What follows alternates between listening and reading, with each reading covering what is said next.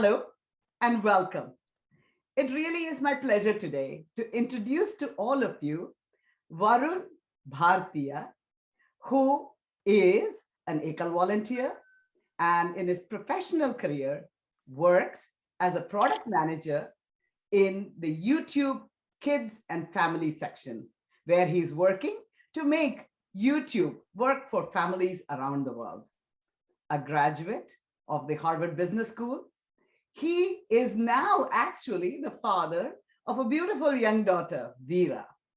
And since he has become a dad, he has done something really special, which is to write a book, Ek Do Teen Chai, for his daughter. And all the proceeds of the sale of this book is going towards supporting Ekal Vidyalaya. It really is a pleasure, Varun, to welcome you to this chat here. Welcome. Namaste. Namaste. Thank you so much, Auntie, for having me. I'm so excited to talk about the book and also learn about ECAL. Fantastic, Varun. So really, I'm so curious, what motivated a busy product manager at Google to take time out to write a book, a Hindi book, Ek Do Teen Chai? I mean, you were raised in the US and yet you have written this Hindi book for your daughter. Tell us more about the book and what motivated you to write it. Yeah. It's something that I've actually been thinking about for a long time. So, I was telling you earlier, I was 6 years old when I moved to the US, and we moved from Akola, relatively small town in India, to the US. And I remember, when we were moving to, my mom and I would literally watch the news and would like practice learning English, and like that was our like first introduction to America. And my family was obsessed with coming to America. But as soon as we came to America, I was in this like middle ground of like, trying to be American, but also, retaining my Indian identity. I had my like American group of friends and then like my Indian group of friends. And so I feel like I was always balancing kind of these two cultures. And even when I went to college, it was kind of this identity of like, who am I? When I went to college, I was like, oh, this is like a brand new opportunity to start over new. What is my name going to be? And so like, I literally tried going by Mike for my first semester in college, that like, hey, maybe I'll fit in better and I'll be more part of this identity. But it wasn't until I got older that I got what I would call like comfortable in my own skin, that like, hey, I'm Indian. That's who I am. I'm going to embrace my heritage and not necessarily be embarrassed, but like, be proud of who I am. And so, it's always been in the back of my mind of like, okay, growing up, what contributed to be, wanting to go by Mike. And it was just like, I grew up in Minneapolis, Minnesota, great community, had lots of friends, but like I never, had authoritative content, if you will, where I would see like, hey, a Hindi English book, where I thought that was like normal. To me, it was like, oh, my Indian culture just happens, on the weekends when I would hang out with like my Indian family or my Indian friends. But Monday through Saturday I was American, and then Sunday I would like kind of become Indian. And so for me, it was like, how can we bring these elements of Indian culture, my Indian roots to the more mainstream? And not to be too dramatic, as you mentioned, my daughter Vera was born, 9 months ago. And what really got me thinking about this more, my wife went through a very lengthy delivery, and I can't imagine the kind of the pain and struggle that she went through. And it was hard for me to watch, because you're just a person sitting there trying to support her. She was sedated for most of it. And so like she was on the bed and I was just sitting, I'm like, what do I do? And and in those moments I would think back a lot to like my own like upbringing. It was like, okay, Vera's going to be born. What are the things that I want for her? Like, what are the elements that I want for her? And one thing was like, I want her at an earlier age to be able to balance kind of both of these worlds. And so then I was like, so we should do something for it. And chai, to me, it's funny, like you growing up in America, coffee is the chai, right? You tell someone, hey, let's grab coffee. And so I was like, hey, what could be like something fun and unique? And for me, it was like both to like fulfill that like hey, how can I create content that connects cultures, but also to get my mind off a stressful situation. And it was like, okay, like chai and Indian snacks and like, what are all the things that I'm going to feed her? And like, that just kind of got my brain going of like, okay, how can we connect these elements? Oh my God. So you're saying that it was actually born.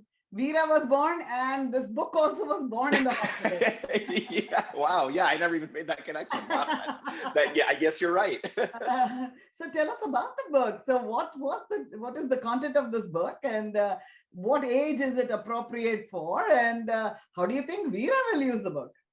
Yeah. So I have the book right here. I hope the camera can kind of pick it up here. But yeah, the book is relatively, it's pretty simple. It's made for like newborns up to 3 is kind of what I think about it, where they're just kind of learning to speak and like recognize patterns and those types of things. And so it's literally 10 pages, like 11 pages technically, and each page has like the number that it corresponds to, and then like the Hindi term. So this is like the first page, which is like ek chai.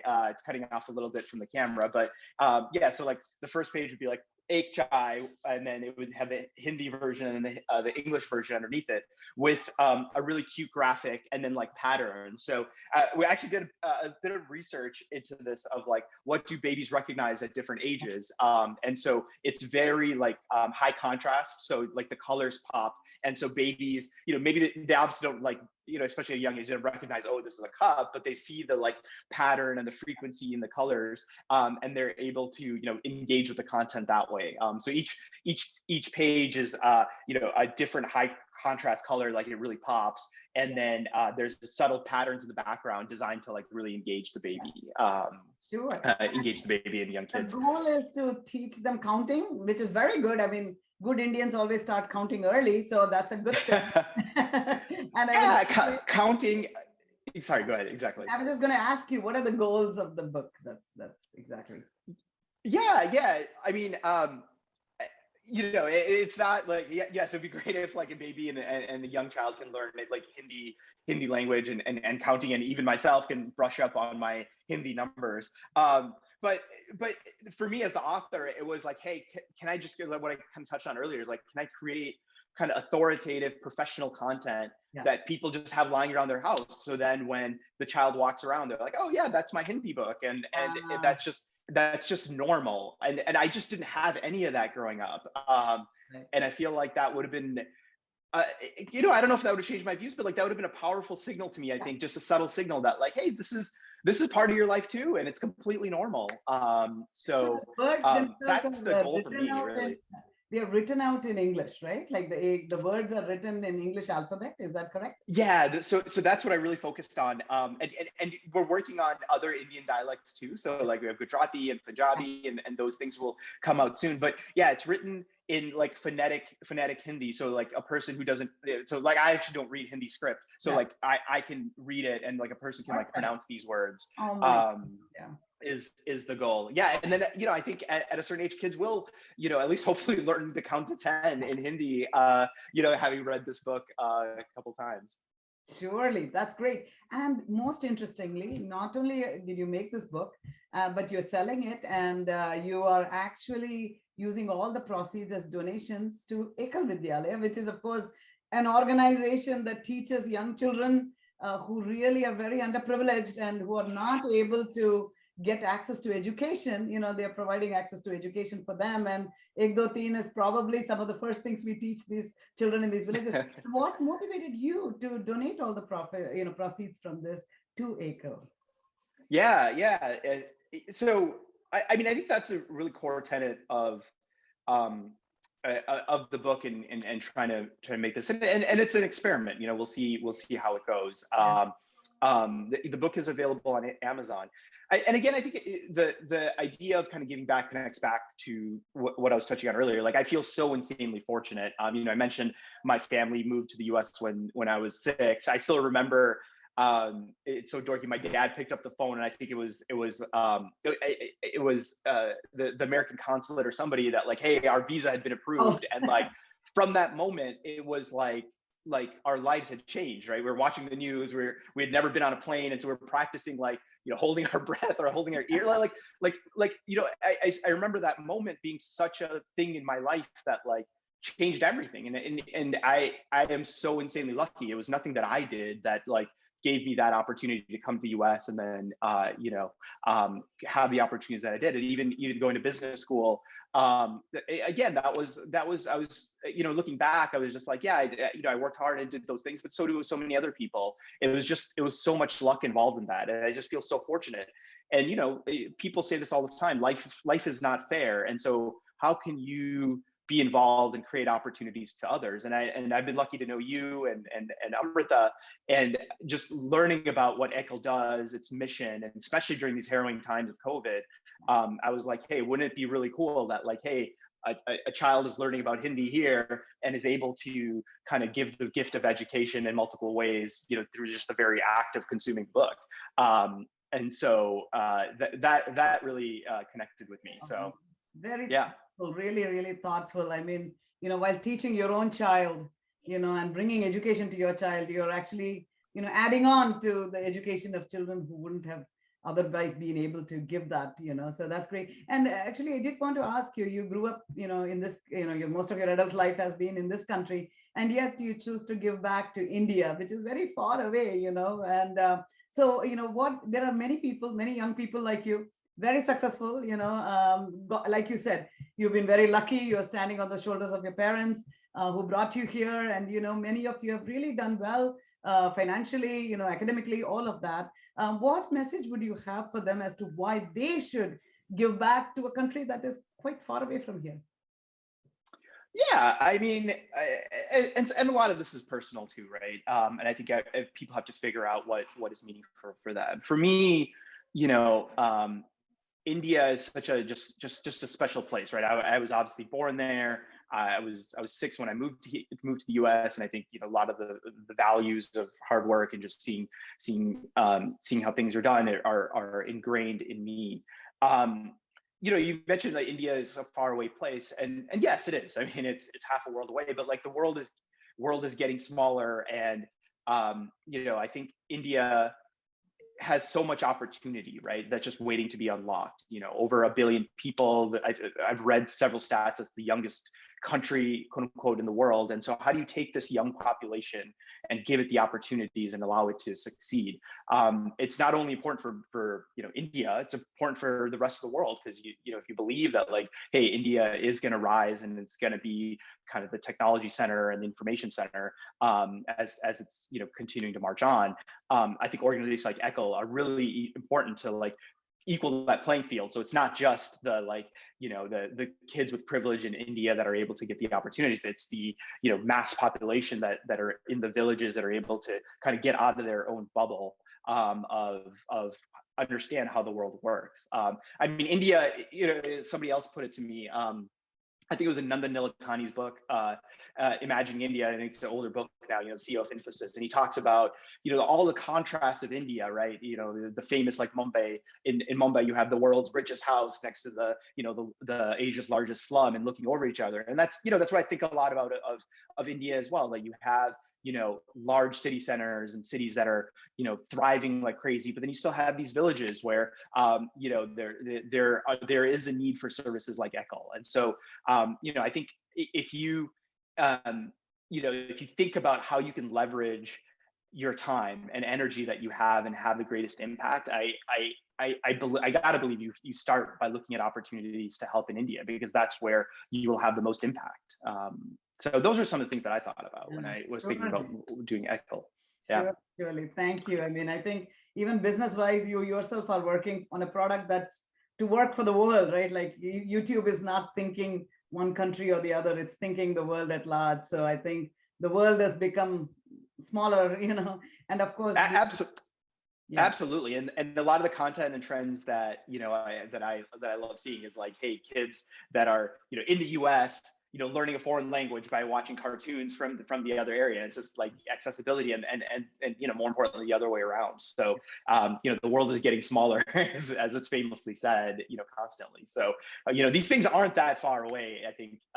as you know, they may not be visually in front of us, but like, hey, there's people that are in need, especially during these COVID times. So Yes, yes. I mean, I know that when we talk about vaccinations, just this morning, they were saying that we need to vaccinate the world to keep ourselves safe. And certainly, if the world does well, we will be in a good place. So it's no longer, we are in such a connected world that we really need to work together.